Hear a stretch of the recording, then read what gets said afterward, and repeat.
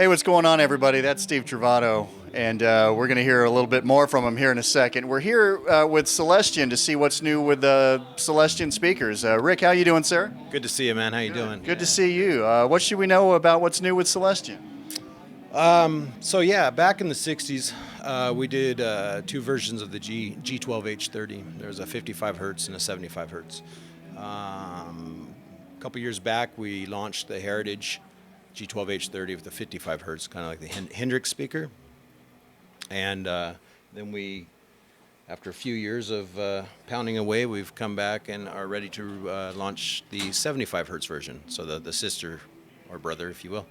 And so we're really stoked by it. It's we think there's a big market out there. We've been asked by a lot of people. Manufacturers actually drove this, so yeah, we're excited. So these will be launching. I think we're building them in December in the UK, and they'll be ready for NAMM. Very cool. Tell us about the signal chain involved here, and then let's just hear some more playing. Steve's the most important part of the signal chain. Notice I didn't do my own demo. It's like, so yeah, anyways, we're playing through a CARP amp, local Southern California builder, fantastic. And it's a 22-ish watt 6v6, kind of lives in the, similar to something you would have found from Fullerton years ago with his own proprietary tweaks. And but for this event, we're going into the matchless 212 cab, extension cab, open back. It's got two of the H30s in there. And I have Steve running through my pedal board just so we want to throw some gains, single channel amp. So I just have an overdrive pedal that will be the only thing in the loop. That switcher actually keeps everything out of the loop. And yeah, that's where it is. So a couple chords, probably a pick.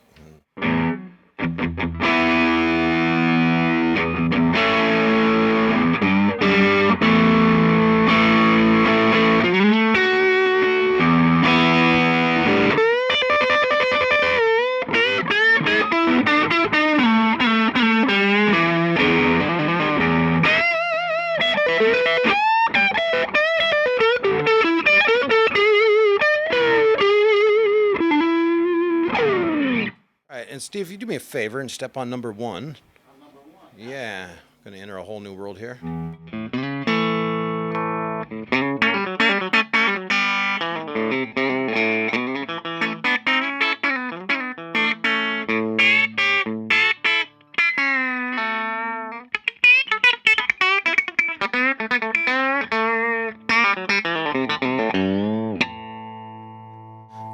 Just so we're clear, that's something I absolutely can't do. I was just going to ask you to grab the guitar and follow that up. Right. I'll start playing drums.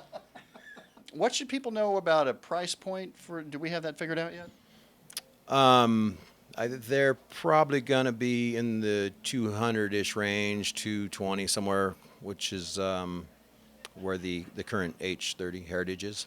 And yeah, built by some of the same staff that's been working on the line for 40 years. That's one thing we don't talk about much. I worked with Robin Ford on the G1265, and he said, well, do they sound like the old ones? And I said, it's the same two ladies building them. He was like, oh, yeah, all right, cool. So we should take a second to talk about that, though. A lot of people know the name, but they may not know that much about what goes on behind the scenes, behind the company. There are a lot of the same people doing the same thing. Yeah, honestly, it's a small village in England. Sits about 2 o'clock from London.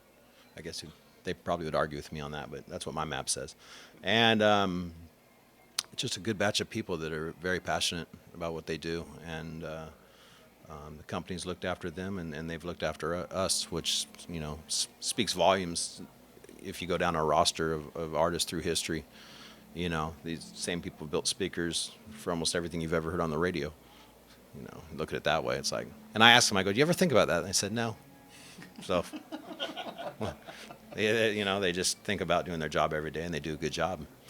Cool. So, engineering staff, same guy that invented the Vintage 30, and Ian White, back in the mid-'80s, is the director of engineering, still there. And I mean, you know, it's a 90-year-old company, so whatever, somewhere close to that. So, it's all about having the right people doing the right job. Well, I'd like to let Steve play us out here, but first, if people want to find out more about Celestion, where can they go online? Oh, yeah, www.celestion.com. All right. Thanks a lot. I'm Joe Coffey. You're watching PremierGuitar.com.